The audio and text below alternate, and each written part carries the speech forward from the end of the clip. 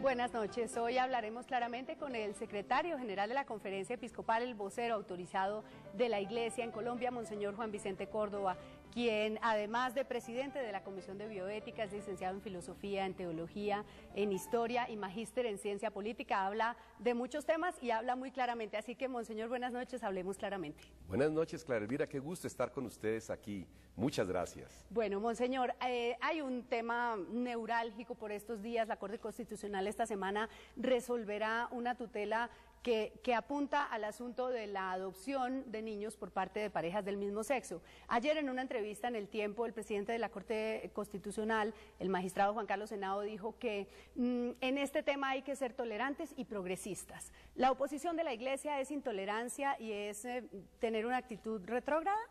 Ante todo, primero, la Iglesia quiere, ama a los homosexuales porque son hijos de Dios, tienen dignidad, son hasta parte de nuestra Iglesia, son de nuestro rebaño, no tenemos nada contra ellos. Más aún, la Iglesia se opone a toda discriminación a ellos y a toda violencia con ellos, por esa parte que quede muy claro.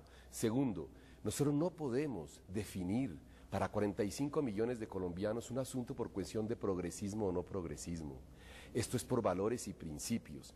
Yo le pediría a la Corte que piense no tanto en lo que ellos piensan, 10, 8 personas, en sus ideas y sentimientos, que es importante y lo respetamos, pero que piensen en la cultura, valores, principios, religión de un pueblo. En este momento estoy autorizado por todos los cristianos evangélicos y por todos los católicos, por los judíos y por los musulmanes. O sea que estamos hablando aquí de un 99% de la sociedad colombiana. Yo los estoy representando.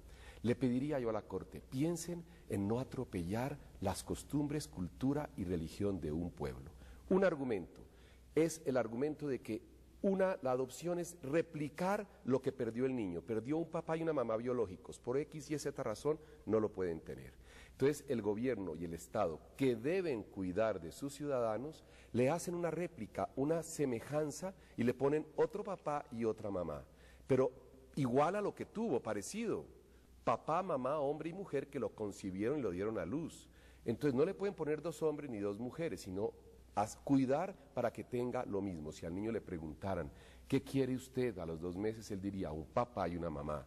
No le pueden preguntar a los 16 años porque ya quiere a esa pareja, ya le dieron de comer, ya lo llevaron a pasear, pero de pequeñito él quisiera eso. Entonces el argumento es pensar más en el niño, en el adoptando, que en los que adoptan, los adoptantes. No es para llenar vacíos afectivos, emocionales, muy respetables, de las parejas de homosexuales, sino para cuidar al niño, que es el que está faltándole una familia para ser educado. Es un argumento muy importante, pensar más en el niño que en las necesidades de los mayores. Entonces, desglosemos esa respuesta que realmente es la nuez de todo este debate. Usted ha planteado muchos temas y no quise interrumpirlo. Empecemos por el tema de la discriminación. ¿Por qué dice usted que la Iglesia no discrimina cuando realmente hay una minoría que quiere tener un derecho, que quiere gozar de un derecho para poder disfrutar de su diferencia, y ustedes dicen, no, esa minoría no tiene ese derecho? ¿No es una discriminación? No, no es discriminación por lo siguiente. Discriminar sería que no tengan los derechos a vivir juntos, a hacer su mercado juntos, a tener su casa juntos, inclusive lo que ya se les aprobó, a que tengan sus leyes que los favorezcan.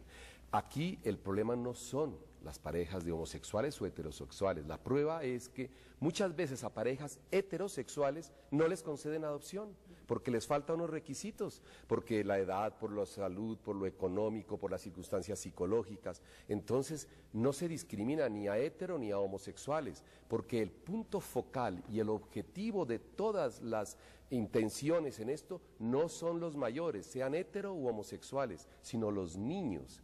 Ahí es donde no hay que discriminar, pero a un niño obligarle a tener que la mamá se llame Carlos Alberto y que el papá se llame María Elena y que así vaya a su colegio, aunque yo los respeto profundamente, no podemos obligárselo. Eso sí es discriminar al niño, obligarle a tener papás y mamás del mismo sexo, pero porque se lo obligaron. Él nunca pudo elegir. En cambio, lo otro no es discriminación, porque sea hetero o sea homosexual la pareja, a ambos se les van a poner iguales condiciones, tienen que cumplir ciertos requisitos. Y está el otro argumento, que es el psicológico. Aunque digan que no les hace daño, claro que hace daño. ¿Por qué? Porque un niño y una niña a los 12 años busca identidad de rol genital y sexual de género. Y uno se identifica como hombre con su papá y la niña con la mamá. Pero si a mí me dicen que mi papá se llama María Elena y al fin yo no sé si es hombre o mujer, estoy hablando inconsciente y psicológicamente, como psicólogo lo puedo afirmar, esto es ciencia. Y yo al fin no sé qué soy, estoy en la edad de escoger sexo, rol sexual de identidad.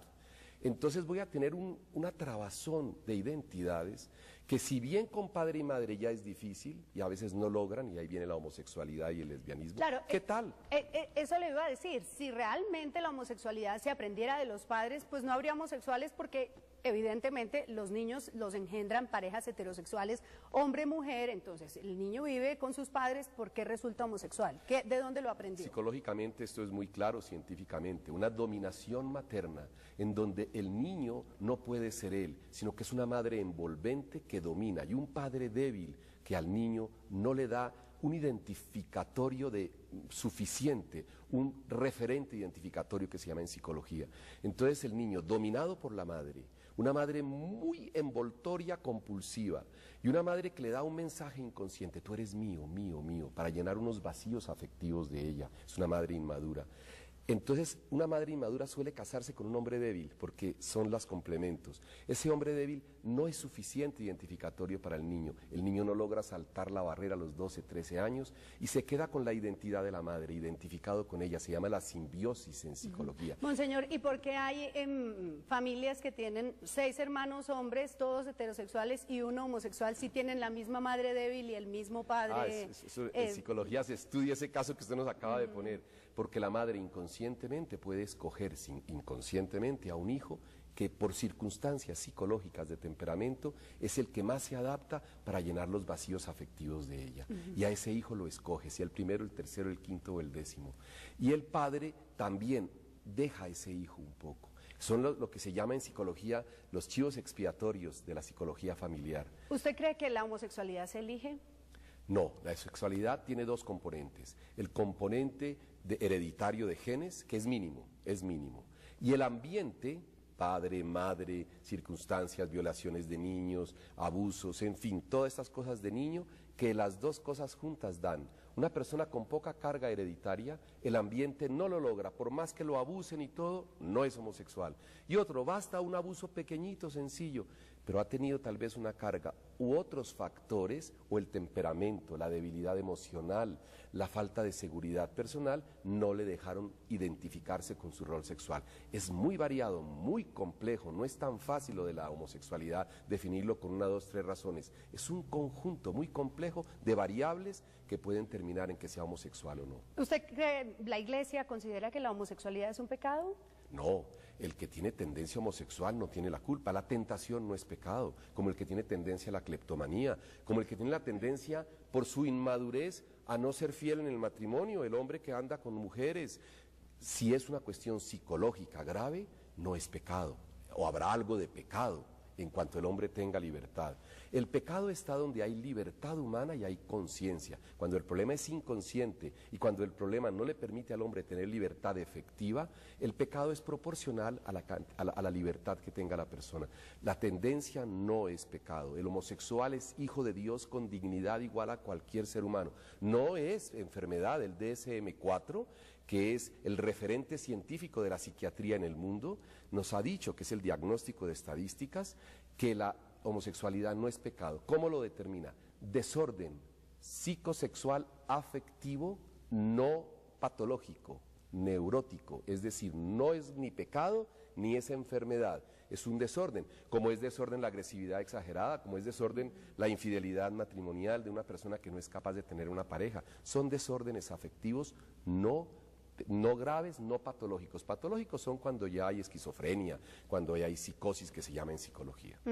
Usted hablaba en su primera respuesta de, bueno, lo que se trata es de replicar el esquema. Un hombre, una mujer que procrean un niño, luego lo abandonan y entonces lo que hay que hacer es conseguir el Estado le consigue lo más semejante. ¿Y qué pasa con esas personas que se casan, tienen hijos, empiezan a levantar y de pronto o descubren que son homosexuales o salen del closet, como se llama popularmente. ¿Hay que quitarle los hijos porque no son capaces de criar unos hijos cuando descubren que son homosexuales? No, de ninguna manera. Si ya es una pareja de hombre y mujer y descubre que uno de los dos es homosexual, tienen que llevar esto con una ayuda profesional lo mejor posible. Y los niños se han criado de todas maneras con padre y madre. Una cosa es que el padre o la madre tenga una tendencia, uno de los dos. Y si el padre, por ejemplo, decide irse a vivir con su novio. Entonces se va. Los niños quedan hijo? con la madre, ¿no es cierto? Quedan con la madre.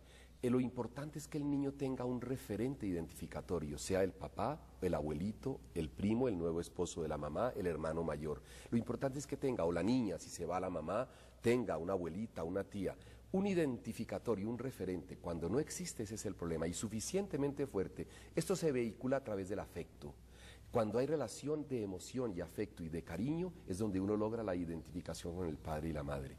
Entonces, tendrá problemas el niño, depende de cómo se aborde, y como la madre que no es homosexual o el padre que no es homosexual canalice, y con las figuras de la familia le van a ayudar a tener una buena identificación. Entonces el problema no es que ya es seguro, por eso hay hijos de parejas homosexuales que puede que no tengan problema, porque logran hacerlo a través de otras figuras, pero en general están más expuestos por las circunstancias a tener dificultades psicológicas. Puede que no todos las tengan, pero están mucho más expuestos, como también cuando la pareja heterosexual no es madura, están también expuestos a tener problemas. El otro punto es una cosa que es una realidad, y es que hay personas solas que adoptan. La Iglesia no se ha opuesto a que una mujer sola decida adoptar un niño. ¿Qué pasa si esa mujer sola decide adoptar el niño? Pues no tiene figura paterna. Y ahora luego pensamos, ¿y qué pasa si esa mujer sola que adopta después consigue una novia y se va a vivir con ella? ¿Cuál es el problema para el niño? ¿Por qué se autoriza una adopción para una persona sola y no se puede aceptar para una persona que tiene una pareja? No es tan fácil que les acepten. Tiene que ser una persona muy madura, sola, madre o padre. Entonces hay requisitos psicológicos, emocionales y la configuración familiar. Si ella tiene referentes como es un papá, unos tíos, unos hermanos, que el niño va a tener bastante posibilidad de acceso a ellos, con toda esa configuración psicológica de esa familia le conceden la adopción. Si es una persona muy sola y una persona que se refugia en sí misma para llenar más sus vacíos y usar al niño para sus problemas afectivos, no le van a conceder. Y es muy difícil que le den a una sola persona la adopción. Se las conceden algunas. ¿Por qué? Porque esto no es por hétero, por homo, por monoparental, esto es porque llene los requisitos afectivos, emocionales y de formación del niño. Sí. Entonces, pensando en el niño. Y hablando, porque termina uno entrando en casuística, usted dice, bueno, si esa persona, esa mujer sola, adopta y tiene un tío que es cercano a su familia, que es un abuelito. ¿Cierto? ¿Qué pasa si la pareja de lesbianas tiene también padre, ambas tienen padres que tienen figura masculina, que van a estar pendientes del niño? ¿Por qué no permitirle la adopción si van a tener esos tíos o esos padres que van a ayudarle al niño a adquirir esa figura masculina? Yo diría que en ese caso le facilitaría más, por supuesto, porque tiene una figura, un abuelito, un hermano mayor de la señora que va mucho a verlos, o un hermanito mayor, lo que sea. Pero no son las figuras parentales objetales primarias. Aquí lo que se necesita en psicología es que haya padre y madre o quien sustituya al padre o la madre. Una mujer viuda le sustituye el nuevo esposo, el tío, se pasa a ser padre. Y los niños inconscientemente eligen un padre y una madre. Pero acá como el papá y la mamá están ahí y viven con ellos y se llama Carlos y se llama Roberto, entonces el niño no va a entender que tiene dos papás y dos mamás, inconsciente y psicológicamente hablo. Entonces se le construye al niño internamente una dificultad identificatoria. Al fin quién es hombre, al fin quién es mujer, al fin quién es mi papá, al fin quién es mi mamá y yo qué soy. Eso es lo que no podemos exponer. Usted habla de los derechos de los niños, dice, es que hay que pensar, es en el adoptando, ¿cierto? En el adoptando, ese es el centro. ¿Y qué pasa con los niños abandonados, los niños de difícil adopción, los niños que están en la calle? ¿No es mejor un niño en un hogar con amor, de hombre a hombre, de mujer y mujer, que un niño en la calle, aguantando hambre, o en un orfanato, sin amor, sin atención? La Iglesia no prefiere, con ese infinito amor que nos enseñó Jesús, pues que se quieran así, que quieran al niño así. Por supuesto, uno dice, la disyuntiva no es o con papá y mamá homosexuales o